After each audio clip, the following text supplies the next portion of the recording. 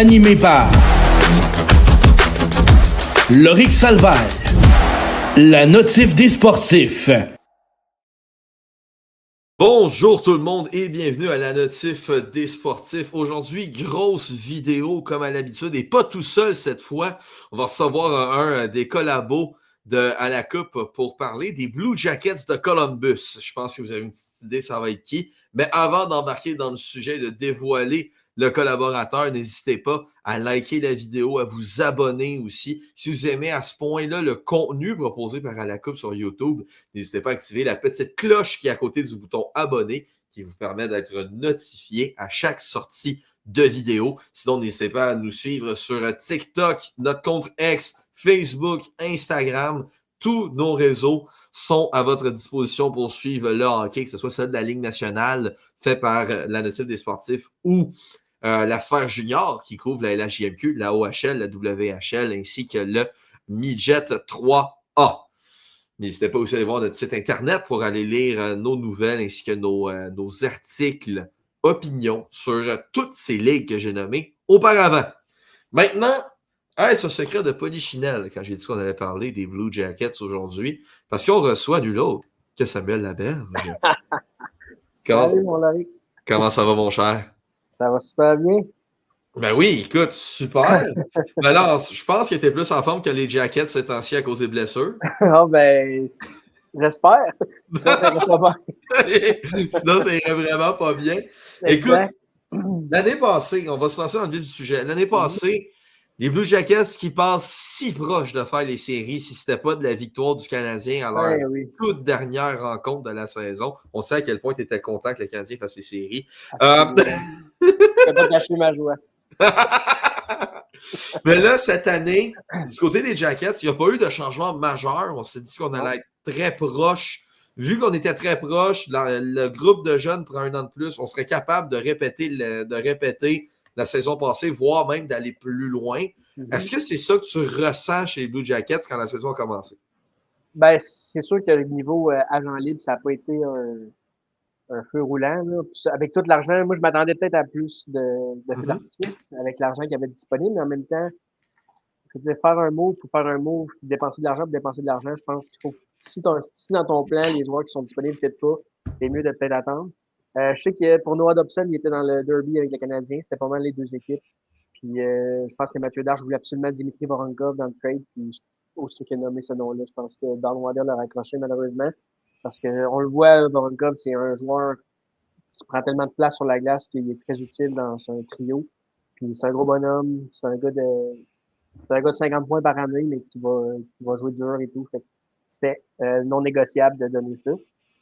Puis non, c'est ça, ils ont signé Fabro.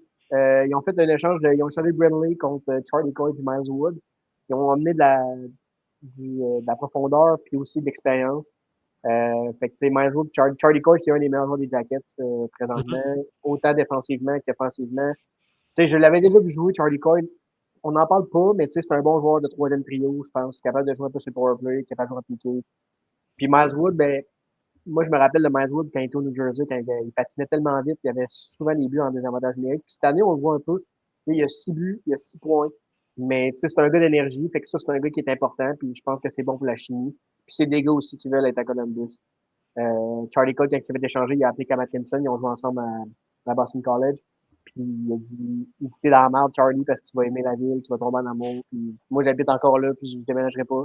Fait que tu sais, fait que c'est ça. Fait que le gars, il était déjà encouragé à venir, puis c'est ça, il aide les jeunes, parce que c'est quand même une jeune équipe aussi. Mais je m'attendais peut-être à mieux de Don Waddell. Il y a le dossier Yegor Shinakov aussi, qui est encore chaud, je dirais, ou froid, comme on peut le voir des deux bords, là, mais fait que c'est ça. Je m'attendais à mieux du off-season, mais je veux dire, si on regarde l'équipe performer présentement, c'est pas trop décevant, c'est pas trop exceptionnel non plus. Je pense que c'est correct. Est-ce que tu penses que le dossier Yegor Shinakov aurait pu affecter l'équipe? Est-ce que ça aurait été mieux de l'échanger pour essayer d'enlever cette distraction-là puis d'aller peut-être s'améliorer ailleurs? Ou tu penses que c'était mieux de le garder et d'essayer de le convaincre de rester à Columbus? C'est une question qui est dure à répondre parce que il nous manque les informations de ça va-tu si mal que ça entre le coach et le joueur? sais, Chinakov, c'est un Russe. Il y a beaucoup de Russes à Columbus. Tu sais, ils ont prolongé Provorov pendant l'été aussi. Ça, c'est un gros mot. Quand Mhm. même s'il a été payé beaucoup trop cher, à mon avis. Mais quand tu regardes ce que Provorov fait sur la glace, c'est un gars qui est jamais blessé. C'est un gars qui est en caoutchouc. Puis c'est pas le gars qu'on s'attendait. Tu sais, il a été repêché 8e, 7e, juste avant Werenski. Puis Ouais. c'est pas le gars qu'on s'attendait peut-être à plus de points. Mais tu sais, le gars, il est quand même bon à 55, puis il frappe. Mais un défenseur qui se blesse jamais, c'est de la, c'est de l'or. Fait qu'il y a eu ça. Chinakov, ben c'est ça. Je sais pas si ça déteint dans la chambre. Je ne crois pas. Ça n'a pas l'air de vouloir déteindre. Puis je pense que Don Waddell, il serait prêt à s'en départir, mais il veut vraiment pas le donner. Je pense qu'il n'y a pas ce qu'il veut pour. Puis il dit que ça lui permet d'être patient parce qu'il est encore très jeune, Chinakov. Puis moi, je pense que ce gars-là, il a vraiment un potentiel. Puis là, avec les blessures qu'ils ont en Columbus présentement, je sais qu'il joue sa première ligne dans la game, mais il faut Ouais. qu'il, premièrement, faut qu'il le mette dans la vitrine. Puis, tu sais pas, peut-être qu'il va pas le goût de jouer et tout. Là, on est rendu à rappeler des Luca Pinelli, là. Les joueurs qui vont jouer leur premier match dans la Ligue nationale. Brendan Smith, le vétéran qui a été rappelé aussi à la NBA. Fait que, tu sais, le club école n'est pas rempli d'espoir, là. Nos espoirs sont encore juniors ou en Russie. Fait que, on n'est pas loadé de tout ça. Fait que, c'est un peu ça qui me titille, mais Shinakov doit jouer. C'est pas un gars qui peut jouer sur la quatrième. Puis Dean Evison et lui, ça marche vraiment pas. Je trouve ça vraiment plate. Mais Dean Evison, je l'aimais beaucoup l'année passée, mais cette année, je trouve que ses lignes, ça n'a pas de bon sens. OK. Il a commencé à changer ses lignes quand on avait une séquence de 5 victoires de suite. Il a séparé Johnson et Fantilli, puis là, depuis ce temps-là, Johnson est en panne sèche. Comme s'il avait enlevé la confiance. Mais là, Fantilli est rendu sur la première ligne avec Marchenko et Voronka. Fait que ça, au moins, je suis content. Tu sais, Fantilli, c'est un joueur étoile. Fait que, Mhm. le dossier Shinagov, c'est sûr que ça fait jaser. Puis, je pense que tant qu'il sera pas parti, ça va tout le temps faire jaser. Puis, il va toujours avoir un bon là-dessus. Mais là, avec toutes les Ouais. blessures, je pense qu'on a bien fait de ne pas l'échanger parce que si on n'avait pas Shinagov en plus, ça ferait dur. Ben, ça laisserait un trou dans le line-up. Ça, c'est sûr, Ben, sûr, sûr, sûr, tu peux sûr. pas commencer avec Zach Aston Reese sur ton top 6. Exact, C'est exact. possible. Puis aussi, 2024-2025, tu as un jeune qui a commencé avec les Blue Jackets qui s'appelle Dayton Matechuk, qui a Yes. ramassé 13 points en 45 matchs, qui a été envoyé dans la Ligue américaine. Maintenant, Mhm. il a joué tous les matchs à Columbus, Ouais. 9 points en 22 matchs. Est-ce que tu as vu une certaine progression dans le jeu de Dayton Matechuk, qui joue en ce moment dans le top 4 des Blue Jackets? Ah, absolument. C'est le joueur le plus, je dirais, le plus confiant présentement, on dirait que sur la glace, puis c'est un des plus jeunes, puis c'est un défenseur en plus. Tu sais, il a 21 ou 22 ans. Là. Pour un défenseur, c'est vraiment jeune. Puis le gars, il y a pas de mauvais match. Est-ce qu'il y a des matchs exceptionnels comme non, mais il n'y a pas le temps de glace pour jouer. Il joue pas sur le premier avantage numérique. C'est un défenseur c'est un défenseur de puck moving. C'est un défenseur de presque 100 points dans le junior. Mais quand il joue avec Orensky, c'est vraiment la meilleure paire qu'on a. Mais là, il essaie de les séparer pour équilibrer un peu plus. Mais Matechuk est vraiment impressionnant. Puis, tu sais, oui, les stats, beaucoup de gens regardent les stats. 9 points 22 games pour un défenseur, c'est vraiment pas mauvais, surtout à son âge. Mhm. Mais pas de powerplay 1, c'est sûr que tu feras pas point par match pour un défenseur. Mais j'aime beaucoup ce qu'il fait. Il est intelligent, bon flair, bon coup de patin. C'est ce qu'on veut d'un défenseur. Il est pas si gros que ça. Mais tu sais, défensivement, je trouve qu'il est souvent bien placé. Fait que sérieusement, non. Ce gars-là, c'est vraiment un stud. Puis il va être là longtemps. Puis ça va être lui qui va prendre la place à Werenski quand Werenski va partir. C'est pas encore le cas. Là. Je veux dire, il reste encore des très bonnes années. Mais, Oui. mais non, c'est un excellent choix. Ça compense pour David Irichek, maintenant. Puis, exemple, puis, c'est peut-être même meilleur que Yerichek Ben oui. en ce moment, puis c'est même pas proche. Puis pour les gens qui connaissent moins Matechuk, parce qu'on s'entend que les Blue Jackets, c'est pas l'équipe qui va attirer le plus de gens en premier lieu à regarder des matchs. Mhm. T'as-tu une comparaison ou un niveau de potentiel à travers la Ligue nationale que les gens pourraient se faire une idée de Matechuk? J'ai-tu, je trouve qu'il ressemble niveau potentiel offensif. Je dirais peut-être plus genre un Bowen Byron, mais en santé puis à un bon OK. pace. Mais tu sais, c'est pas vraiment le même genre parce que tu sais, Bowen Byron il est vraiment pas physique parce qu'il il y a des problèmes de commotion. Mais je te Mhm. dirais que c'est plus, tu sais, c'est un défenseur de 6 pieds, là. Tu sais, c'est pas un gros défenseur, mais c'est vraiment un gars qui est agile. Mais j'ai pas vraiment tu sais, de comparable avec qui je voudrais qu'il ressemble ou à quoi il va ressembler. Mais je m'attends, mettons, dans le futur, un gars de 50 points. Ça, c'est s'il y a du power play, là, parce que c'est le nerf de la guerre pour avoir des points sur un défenseur. Si t'as pas de power play, tu feras pas de points tant que ça. Mhm. Mais je le vois quand même jouer des grosses minutes. C'est un gars de 24-25 minutes. Puis c'est ce qu'il joue à peu près, là. Des fois, il en joue moins, là, tout dépendant des matchs. Mais c'est vraiment un gars qui a pris le step, qu'il est vraiment beau à voir.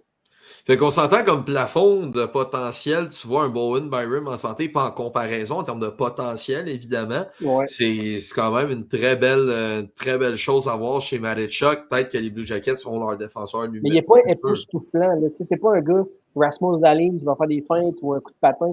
Il fait tout bien. C'est Mhm. ça sa force. Puis non, je le trouve très bon. Puis je pense que les Blue Jackets sont en business avec lui. Puis il a l'air d'un vraiment bon kid, belle attitude.